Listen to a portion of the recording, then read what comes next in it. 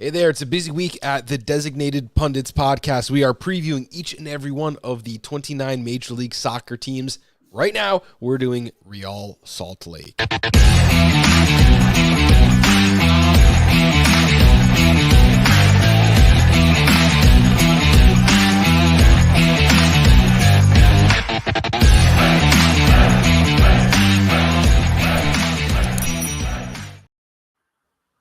And we're here with Hayden Nielsen making his The Designated Pundits first episode. What do we call that? First guest appearance. He works on a RSL podcast called The Royal Riot. Hayden, how you doing today? Doing fantastic. Thank you all for having me on. It's joy to be here. This is my first guest appearance of the off season, so happy to make it. Sounds good. And if you are just tuning in now, remember you can find us on YouTube, on your favorite podcast platform. We're on all of them. You can just search for the Designated Pundits. You could also hit up our parent company at I80 Sports. You can find youtube.com/I80 Sports. Really check it out. We've had some amazing guests. I don't need to rely on my own brain when I have, some of the best people around Major League Soccer coming in and helping us out. With that said, let's get right into Real Salt Lake because it was a very interesting season. We have a lot to talk about here. Let's start out with kind of a season overview. 14-8-12, finishing 5th in the Western Conference with 48 goals scored, 50 goals against. So you guys were in that top half, and you had a better record than your goal differential would have suggested, sitting at -2. Started out 1-4 and improved 7-3-0 during a really hot summer run. You drew the Dynamo 1-1 each in each of your 2 playoff matches, and then were eliminated. Let's talk about 2023. Hayden, why don't you kick us off with that? Yeah, 2023 was a weird season. Ones of a lot of highs and then some of the most major lows that we've felt in a while. It was one where we played a ton of games. We made it on a decently good run in the Leagues Cup, and then we made an excellent run in the Open Cup, going down to the semifinals. Also, unfortunately, losing to Houston in extra time. So that was, probably the biggest low of the season. That was really unfortunate. And we brought in Chicho, which was a huge positive. That summer was awesome. It was one of the better summers I can remember having as a Real Salt Lake fan. You're on an amazing run. You're bringing in the best player we've ever brought in, biggest signing we've ever had. And so it was pretty massive. And then a disappointing end of the season where there was a lot to be desired out of that Houston series. So, yeah, strange season, tons of ups and downs, but it's like a bookend. A lot of losses, a lot of struggle at the beginning, a lot of losses, a lot of struggle at the end. But man, that summer was hot, and I was taking RSL every week, 3 times a month in my sportsbook articles. Just plug them in. Let's make some money. A lot of money to be made off RSL last season because in that summer stretch, it was constant under evaluation. It was constant overproduction. It was constant. No one had you pegged. No one expected that. Well, I mean, if you bet on RSL last season, you made a lot of money, especially when you bet on them on the road. Last season, one of the biggest storylines was we couldn't win at home. One of the worst teams at home, but on the road, we were the league's best team. We go to St. Louis in that summer stretch and beat them 3-1. Not even a close game. That's Diego Luna's appearance, if you will. One of Demir's last great performances for Real Salt Lake. And then you go to Toronto, which Toronto was bad last year, but for Real Salt Lake going to a Canadian team far away in the East, that's a big road win. You have DC, you get a big win there. And then you had a good Leagues Cup run. So yeah, that summer was awesome. If you did bet on RSL, you probably made a good amount of money. Yeah, that is the truth. That is the truth. And like Hayden was saying, though, there were high points. That was a time where the team was really coming together. The tactics of the team were coming together. The players were gelling. We had added Chicho. We had added sort of the right pieces to target the team's weaknesses. And then things kind of start to reality comes back. I'm not saying things unraveled because that's not fully true. It's just reality starts to hit. You start to pick up little injuries. Chicho starts to miss some games through just little things. Pablo Ruiz goes down. And you have a team that is really up against it at the end of the season. And the struggles are not necessarily indicative of this team completely going off the rails or anything like that. It's just more a sign of reality coming back to this team and things starting to be real again. I don't think reality really even had to have come back to this team. Like when I look at this roster, I can put my finger in point. Right? 3-1 loss to Houston Dynamo. Then they come home, blown out 3-0 by Houston Dynamo again. Go on the road to Portland, 2-1 loss. That's where it went off the rails. Like you can spot it right on the map. Like, that's where the season fell apart. It was about that time, and Hayden, I mean, you might agree or disagree with this. It's about that time that we were the RSL was at the Open Cup semifinals, and they were basically one game away against a hot Houston team, but against Houston from a Champions League berth and a final against Miami. Miami already had the spot, so all RSL had to do was get to that game, and they would have an automatic Champions League spot. And they just didn't show up in that semifinal game. They really laid an egg, and that took the wind out of their sails for a couple of games. And there was like a little run of bad form after that, and they just sort of, the air went out, the streak was over. Yeah, I mean, and you mentioned it with the Open Cup. Not only would we got the automatic berth into Champions Cup, but we also would have hosted Miami. We had the number one priority for the final. So if RSL wins that game, no matter who's Cincinnati or Miami, we already knew Miami won because they played before us, but we're hosting Miami. And at the time, that was Messi. We didn't know he would get hurt later on, but that was Messi coming to Sandy, Utah, playing at America First Field in front of 20,000 people. That was the stakes. And all the RSL fans knew that. And everyone was watching. I had so many people that weren't soccer fans at all, but they knew, hey, if RSL wins this game, they host Miami and Messi. So to lose that game, it hurts for the fans. It hurts for the players. But the fans of Salt Lake, I feel like really needed to watch another final in Salt Lake. It's been a decade since we've had one. I believe 2013 against DC in the Open Cup was our last final at home. So it's been a long time since we've had one. And that really hurt. And then you mentioned we played Houston back to back in the regular season one. They came in to our place, whooped us, didn't even matter. We had Portland and then Colorado, and Colorado was bad, so we beat them pretty easily. And then we just won another bad stretch where we were struggling to win games, and we hobbled into the playoffs. And Pablo Ruiz got hurt right before that Open Cup game at the worst time in the League's Cup. So lots of storylines, but definitely one of the more disappointing seasons I've had as a fan. Let's look at some of the contributors you had last season. Jefferson Savarino, 8 goals, 3 assists.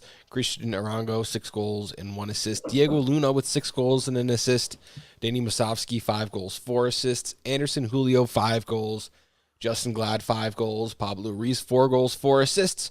And Damir Krylock in his swan song in RSL, 4 goals and 1 assist. What do we think when you see this chart? I mean, there's a lot of those guys that aren't back right now. So Damir Krylock's gone, Musovsky's gone, Savarino is gone. But a lot of untapped potential too. We should have had a lot more production last year. And I don't think that we necessarily got that. It's kind of crazy that we didn't have a single guy get in the double digits for scoring. So it was a very share the load season. Right.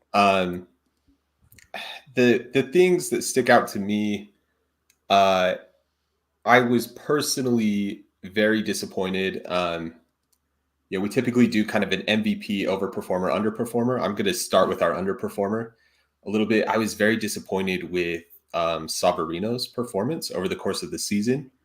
I'm not going to really go into any of the rumors about how bought in he was to the team or the system or anything like that. I really don't care. It's not about that. When he's on the field, he's a player, and whether it was on him or on the team or whatever, just we did not get enough out of him as a DP, and even relative to what he had done in at RSL before in his first stint there. So this second stint was really disappointing, and the numbers are kind of respectable, but for me it was not enough. And that's one of my key takeaways. This is the dude still at the top of your chart, and I'm like, yeah, but it should have been more. I mean, Savarino missed so many games last season, and we were better without him. Whenever he wasn't playing, we were winning games. And when he was playing, especially when we were on the road, we weren't winning those games. There was a ton of off-the-field issues. I know you said you're not going to speculate. I won't get into those as well, but there was, and that affects the team. A guy refusing to travel, that's going to suck up the team chemistry. So Savarino, massive underperformer. With him, I know it's jumping ahead. We'll cut it back, but him leaving this offseason is addition by subtraction. So I'm not too worried about him leaving, but Savarino, as far as last season goes, definitely the biggest underperformer for me. Yeah. What about overperformer? We talk about this this little, looks like a scruffy little hamster out there at the number 10 spot. That one's going to go to Diego Luna on the overperformer of the season. Kind of grew into something, and I mean, I know we've talked to Scott about it quite a bit. He is expecting quite a bit this season from Diego Luna, like possibly double-digit goals or assists. Yeah, I do. Hayden, I'm sure you do as well. Yeah, I'm known as one of the biggest fans of Diego Luna. We've had him on our podcast 2 or 3 times now, and the dude is just him. I mean, if there's one dude that I can say that about that has the swagger, but also the humility to just go out there and work hard and grind out performance after performance, even after he wasn't getting playing time in the beginning of the season. Those stats that you showed where he had 6 goals, 1 assist, that all started after the St. Louis game. He barely got any minutes before that because Pablo wasn't playing him. And a lot of that was due to him going to go and play with the U23s. Yep. He had that stint with the U23s, and he really had a growing up period. His very first performances for RSL were not the same dude that shows up after that St. Louis game. He's not as keyed in on defense. He's not as active, and he's not playing with the same sort of confidence. He's under-hitting passes and things like that. And something at that sort of U23 tournament really shifts for him, because he comes back and Pablo starts talking about Diego Luna's change. Diego Luna has had a great, tournament, and we got to get him on the field. Something there happens, and he comes back and is like a completely different guy. Before the tournament with the U.S. men's national team, 18 minutes, 14 minutes, 45 minutes, 7 minutes, 6 minutes. Then he goes, scores a goal for the U.S. men's national team, comes back, 80 minutes, 90 minutes, 83 minutes, 69 minutes, 45, 75, 30, 90, finishes up the season 90, 89, 90, 90, and in that last 4-game span, 3 goals. So yeah, absolutely came back like a kid on fire. Maybe the team needed to see him start somewhere. Like maybe, you like to scout other teams' players during these tournaments. Maybe his own team just needed, we have that guy. Well, and my biggest issue with the beginning of the season is I don't think he was getting the opportunities on the field. I'm not sure if maybe he just wasn't bringing it in practice enough for Pablo to put him on the field. To get on the field for Pablo Mastroeni, he has to trust you. Some coaches will play guys just based off of their talent. Pablo's not one of those. He will play Michael Chang over Diego Luna if Michael Chang's working harder in practice, even if your ceiling's not as high. He simply wants a guy that's going to go out there and grind it out, and that's frustrating for me, and that's frustrating for fans, but it is who Pablo is, and Diego Luna worked with that, and it took him some time. But that's what's crazy about him being one of the most overperforming players last year is he didn't really get to do much until June. I think the crazy thing is when we, when we wrap up the season or whatever, we will talk about his ceiling continuing to grow. as a player, and whatever lies in his future, we'll talk about his ceiling to continue to grow. So it's funny to tag him with as that like overperformer, because I think that his performance is still within his limits. He hasn't exceeded his limits. His limits are continuing to grow, and he's still playing within himself, playing within his limits, and that's what's really exciting about him as a player. You really see that, like, yeah, he scored 6 goals, 1 assist. And he is out here really very publicly talking to the media right now that he thinks he's going to do better than that in this next season, that he wants to do better than that. That's the expectation on him. And he should. I really do think that he can be a 10 goals, 10 assists kind of guy this season. I think that he has potential to not be, MLS best 11, but certainly to be a conversation as, hey, this is one of the best 10s in the league. Obviously, 10 is one where MLS is extremely strong. So I'm not going to go and say he's going to compete for top 3 or top 5 even. That's why we got to talk about him as a left winger. We got to talk about him as he's not a number 10. He's a left winger. He can play at the number 10 position. We will talk about that. But now I have some inside news, 11 so it'll be fine. Left winger. And before we jump into that, one last overperformer I want to shout out of 2023 was Zach McMath. Dude stood on his head last year. For the majority of his career, he's been overlooked. He was replaced by Tim Howard after being really good for Colorado, goes to Vancouver, now comes to RSL, and it's like, okay, we're waiting for Beavers to now replace you. Or it was Ochoa at first, and then Ochoa messed it up. And now it's been Beavers, and everyone's waiting as, okay, when is Beavers going to come in and actually replace him? I thought it was going to be last season, halfway through maybe. Zach McMath didn't let any room for Beavers to come in. So I thought he was a massive overperformer. And if he can keep that up, I mean, RSL has great goalie back there. I forget about Ochoa, the enemy MLS, the villain MLS didn't know they needed. Let's talk about some incoming and outgoing players. Incoming, Fidel Barajas, Alexandros Catranis, and Matt Crooks. Now, I was talking to Scott in a little side chat a couple days ago. Hey, you guys are getting Matt Crooks. Great. Another guy that I need to pretend to know who he is. We know he's a midfielder of some variety. Now, Catranis, we know, is a wing back, a fullback, and that definitely fills a position of need. Fidel Barajas is probably the biggest name guy on this list. Let's talk about these incoming players. Yeah, Scott, do you want me to go on these? Yeah, go ahead and give us your opinion. People have kind of heard me talk a little bit about some of these guys already, so.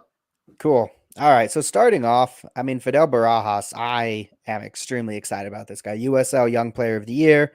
The next Diego Luna, when Diego Luna is still only 20 years old. That's insane. Crazy. Fidel's only 17. He's had an amazing preseason with Real Salt Lake. He looks much more developed than any 17-year-old should look. He looks so good. I think that he will be better than Diego Luna very quickly, which I love Diego Luna. So that's kind of where I see Fidel being. If you watched RSL's preseason games, which almost nobody did because it was impossible to watch, Fidel was going crazy, especially in that first one against really good competition. Fidel was the best player on the field.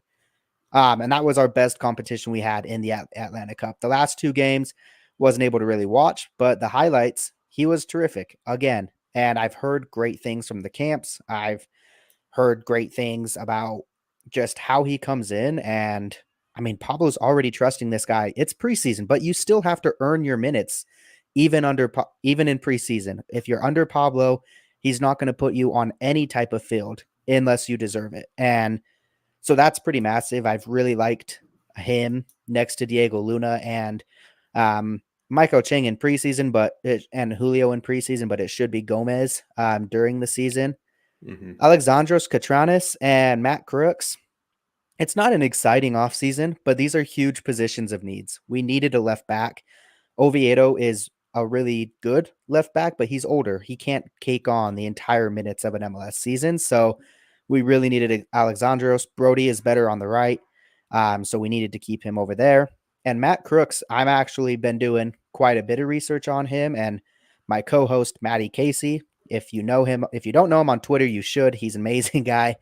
But he dug deep into Matt Crooks, and RSL fans should be stoked. This is the next Damir Kreilach off the field.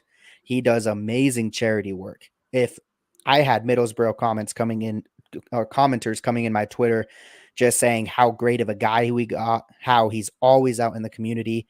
He's always doing charities for ASL, for all these other types of things.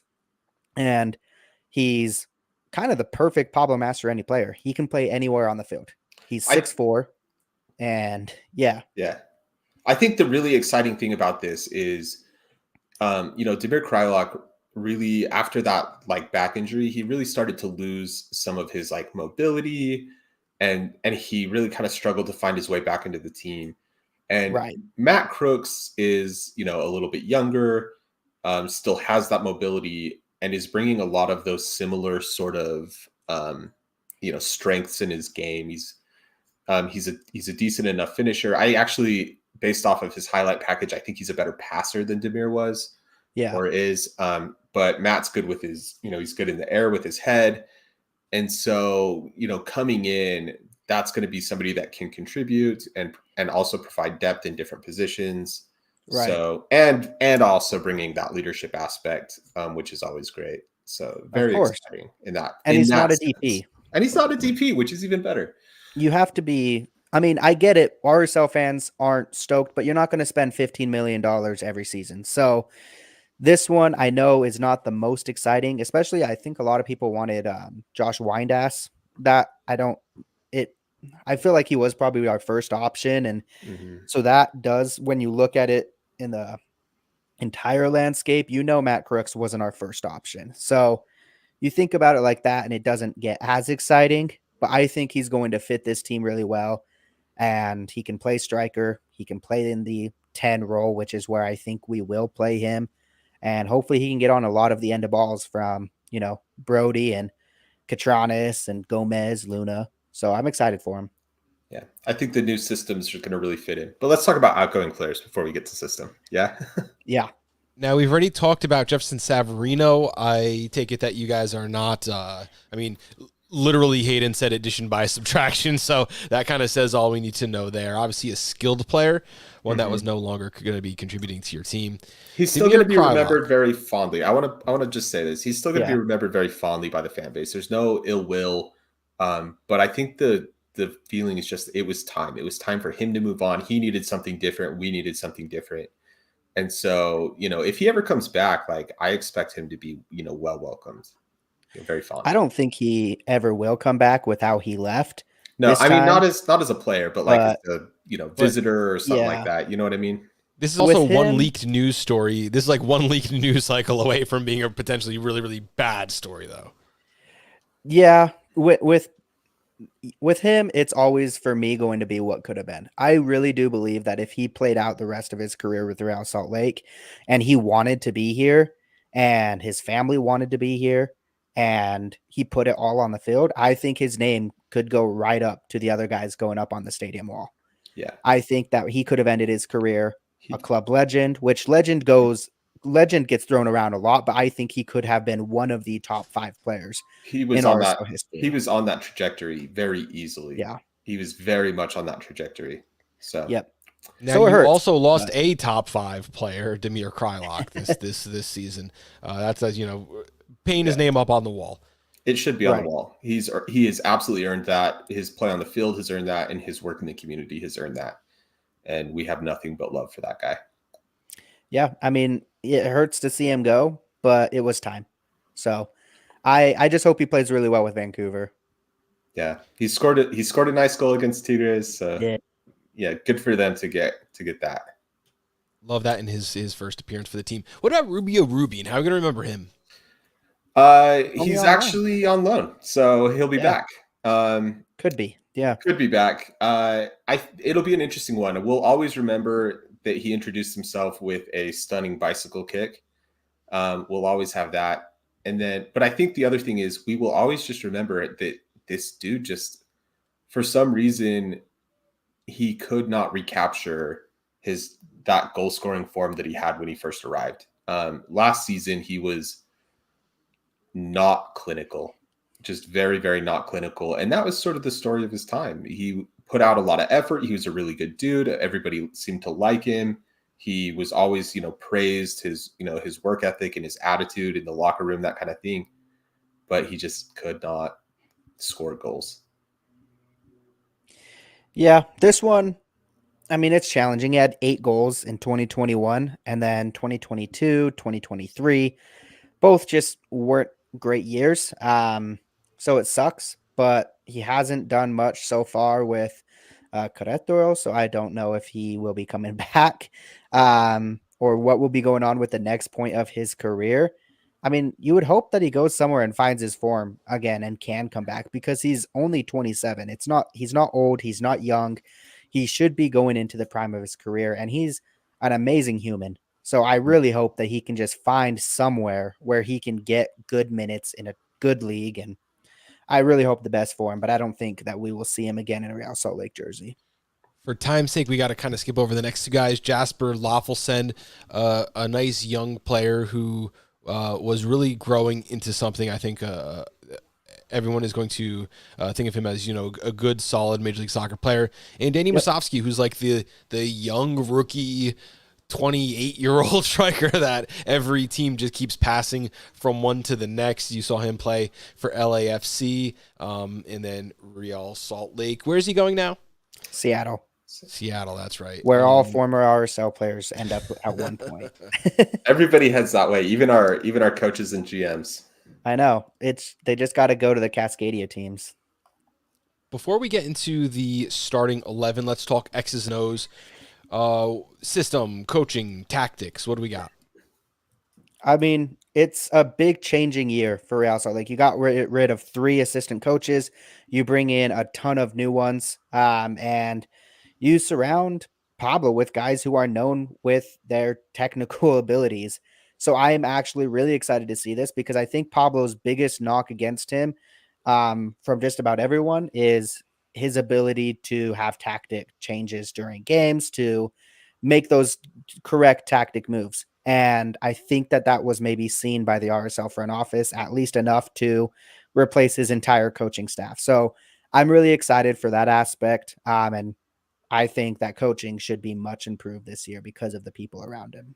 Specifically on that, one thing that the team has been talking about in their media availability is a philosophical change. This is going to be a team that is going to try and play up the middle a lot more. Last season, and before, they're really dependent on wing play to advance the ball and then get it inside via the cross. A lot of long passes. This year, it's going to be a lot more short passes up the middle.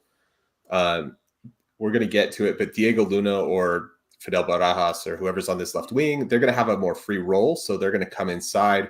You're going to have somebody else shifting outside. We'll kind of wait and see if that ends up being, one of the center defensive mids or if it's like Catranas or Oviedo from the left wing.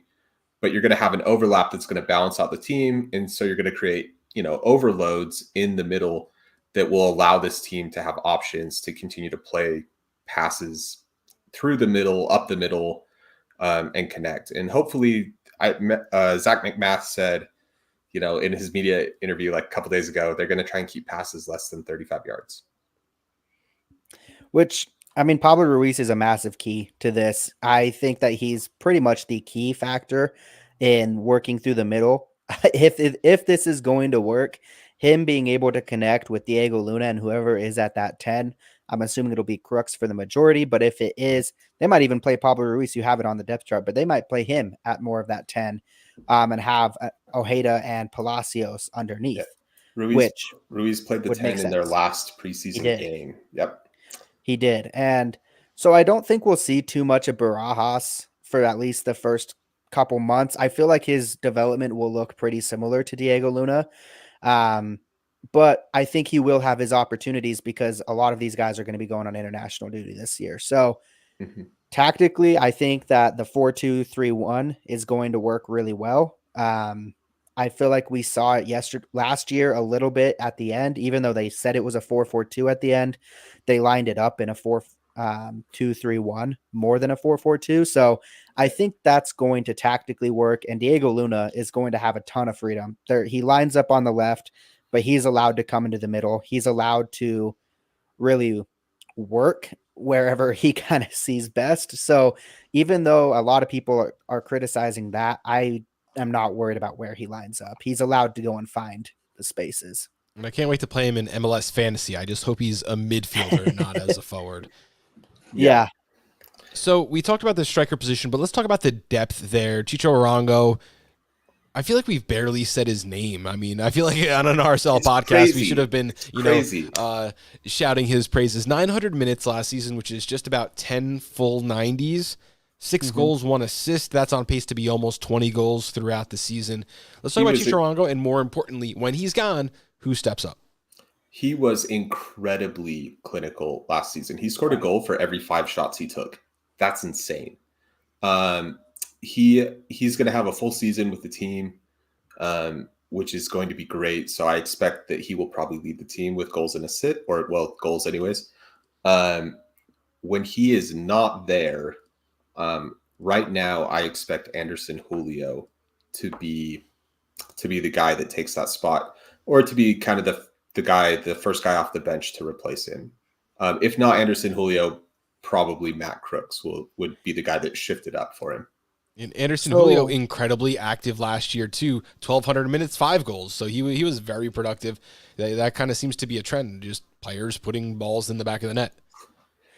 Yeah, I think Chicho has not been talked about because he is probably the most solid piece that we have. We know what we should be getting from him, and that's why we're not talking about him, because there's not really question marks around that. With Luna, he still needs to go out and prove it, right? He's still, even though he had a great year last year, we need that to keep going. With Gomez, he's got to go crazy. So with Chicho up at the top, that's not a question mark anymore. So that's why we're not talking about it. But if Anderson Julio can't play, he's had injuries, I don't think it'll be Matt Crooks. I think it'll be Elijah Paul that we start seeing. And I think he's actually going to get a fair amount of minutes when both Chicho and Julio aren't able to go. I've been a big fan of Elijah Paul, and I totally agree. I think as long as he's with the team, he will be getting some of those minutes anytime that Anderson Julio can't go or is on the wing or something like that. I think the only question is just, will the team, it's like maybe in the summer, decide that for his development he needs to go on loan. Yeah. Same with Burton Jacqueson. I think Elijah Paul went to Larne in Ireland last season. So this is the season I think he's going to try and break into the team. But just one to watch there. Right. Another position we've rarely talked about is the right wing. Diego Luna does have another all-star player opposite him in Andre Gomez. He's actually listed as the 3rd most valuable player on Transfer Market on this squad. I believe he's Colombian right winger. Let's talk about what he has to add. Yeah, I mean, this is the big one. This is my make or break player. If I have to point at one player and say the ceiling of this team depends on this guy, even though that's kind of a crazy thing to even say, it's Andres Gomez for me. If we want to say Savarino is addition by subtraction, it all depends on Gomez. He was a club record, over $4 million when we brought him on last year. So it's time for him to prove his worth. Last year, he got a lot of slack because he wasn't scoring goals. The dude had like 6 assists. He was playing really well. It was his first year in this league, first time being out of Colombia. So he had that year to adapt. I think this is my breakout player of the year. He is one that has received a lot of praise coming out of spring camp. Yep. Even though he hasn't been there. Just apparently he's been practicing well. I think one thing that I saw last year that really gives me a lot of, optimism around him is that this was a guy who is not afraid to take opportunities for himself. Yep. He got the ball into dangerous positions and he just unloaded, shot. He's still very young. He's going to continue to develop. He's going to continue to develop the mental aspect of the game, seeing the field, understanding his teammates. That's where I expect his real growth to be this year. I expect him to win the starting spot on that right side, get really significant minutes, and for us to see a lot of growth. I expect his assists again to be greater than his goals. But yeah, very exciting. Very exciting. Yeah, he's missed the entire preseason for Real Salt Lake. He's been with the Colombian national team, The and he has been U23s or something. Yeah. yeah. Well, he started for the Colombian team. He did get capped, and then U23s for the rest, and he was absolutely terrific. He did come home with a slight injury. I've been told he's fine. So should expect to see him at Miami. I wouldn't actually think that he starts. Pablo really values preseason, so I would expect Chang to start the year, but I think Gomez quickly wins that spot back.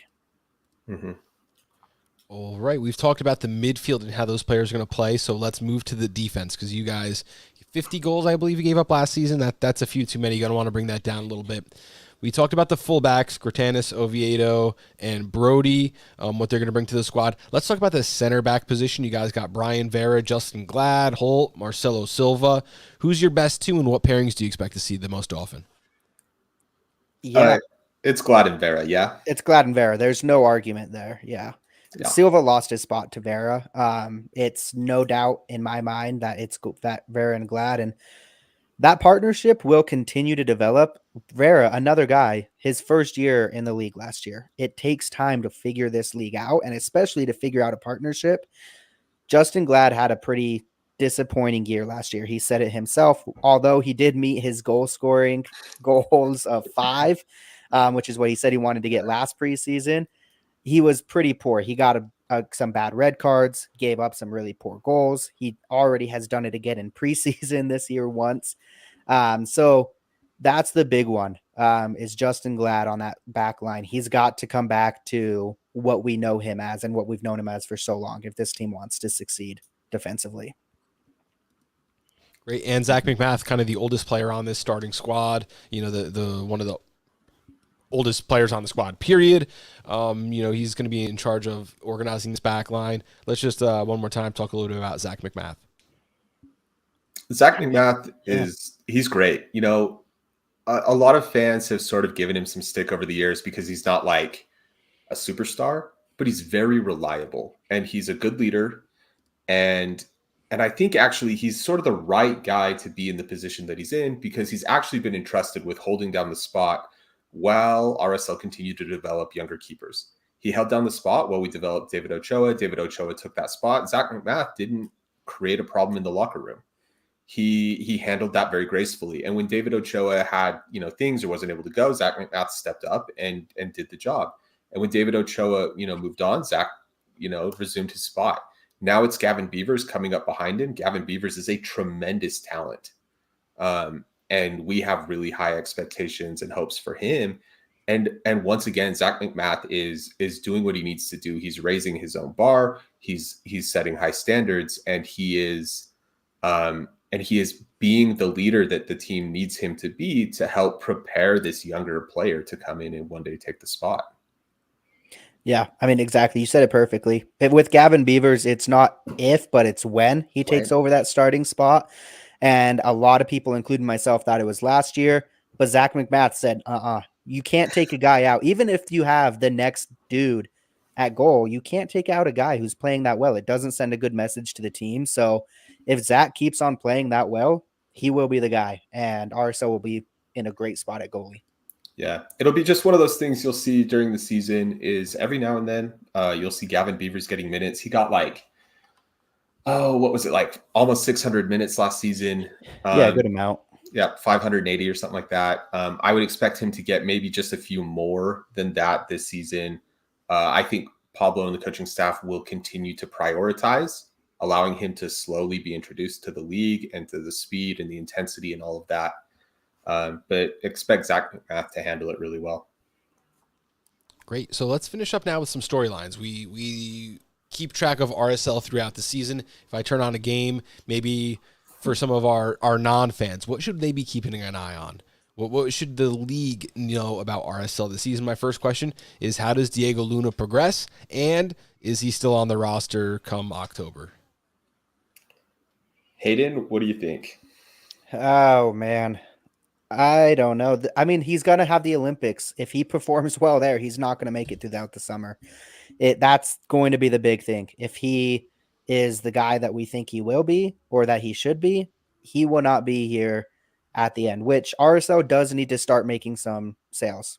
they have a lot of these young talents, Ojeda, Gomez, Luna, that they have spent a good amount of money on. They need to start getting a return on investment. So I think Luna will be the first one, but I am praying that it is not until this time next year.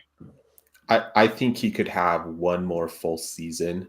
I think so too. I think mostly it's because of his age. I expect him to be playing at a level that teams will want him, but because of his age, I think that teams will be willing to either purchase and let him stay here for the end of the season, or they will wait and get him in the winter next season.